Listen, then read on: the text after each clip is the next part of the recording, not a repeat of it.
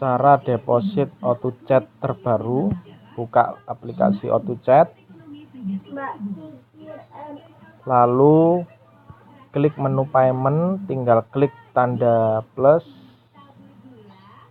Nah, di sini masukkan nominal, terkecil berapa, terbesar berapa, terserah, sukarela. Misalkan saya 10.000.